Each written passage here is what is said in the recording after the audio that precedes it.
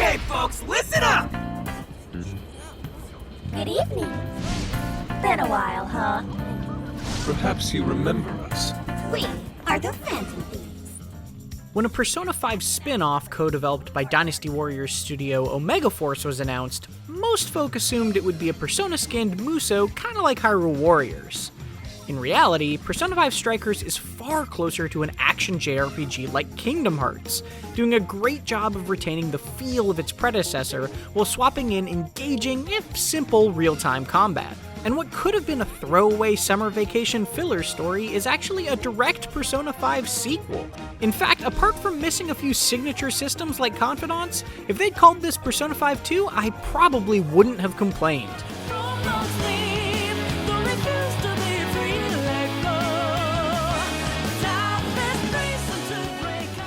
Strikers rejoins the lovable Phantom Thieves a few months after the end of Persona 5. Just pretend Royal didn't happen, replacing turn-based combat with combo-driven hacking and slashing.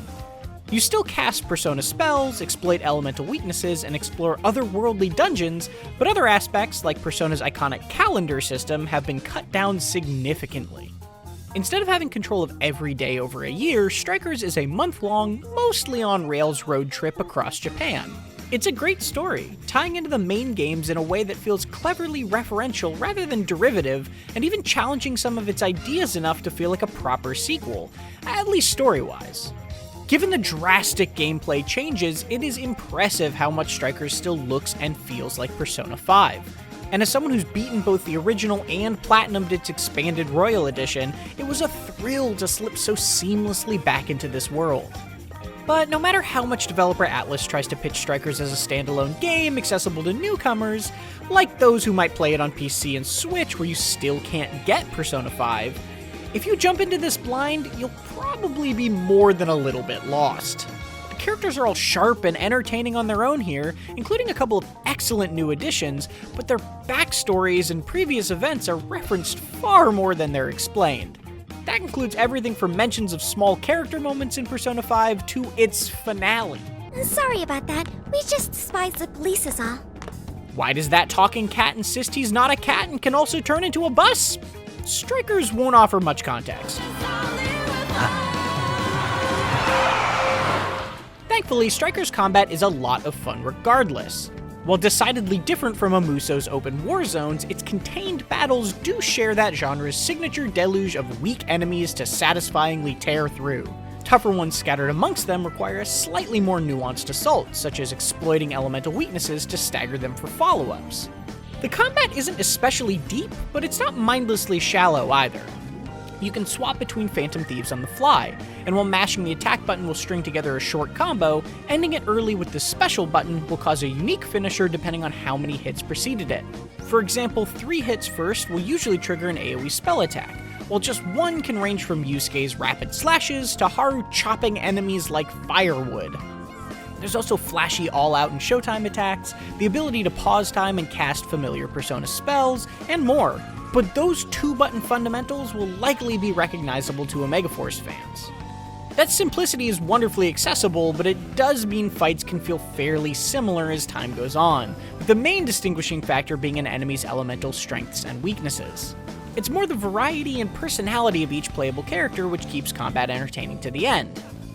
The endearing knucklehead Ryuji remains one of my favorites, with hard-hitting finishers that can be charged up. Compare that to Morgana, who can transform into a bus mid-fight, and each character feels mechanically distinct despite being functionally similar.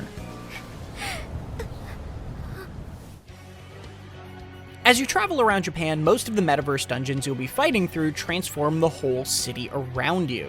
It's a cool way to spin the Persona 5 formula further, even if they aren't quite as visually unique or interesting as each palace in the last game. The pace of each infiltration is drastically different as well, with Strikers nearly always letting you come and go as you please, instead of pushing you to be as efficient with your time as possible. You do still have to be prepped with support items, particularly against bosses who almost always have about twice as much health as they need to, but generally the challenge is concentrated into bursts instead of spread out as an endurance test. Other recognizable systems have been streamlined. While the slightly simplified Velvet Room actually made managing my Persona loadout much less of a hassle, The loss of the confidant system in the side stories that accompany them is probably the biggest way Strikers diverges from what a proper Persona 5-2 would be.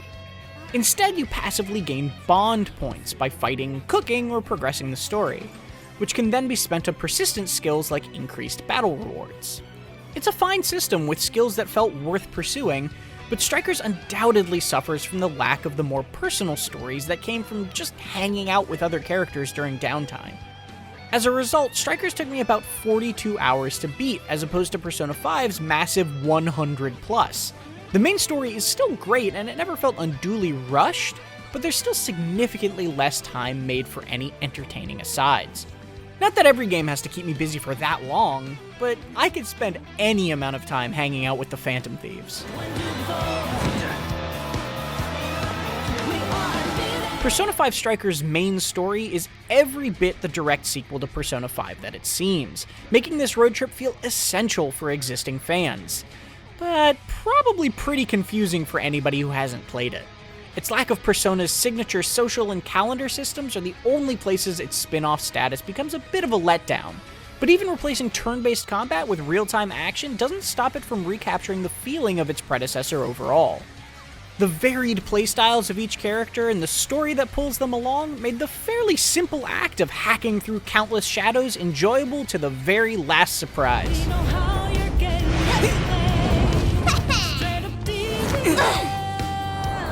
The party? For more Persona 5, check out our review of Persona 5 Royal, or a recent Strikers trailer breaking down its characters. And for everything else, keep it right here on IGN.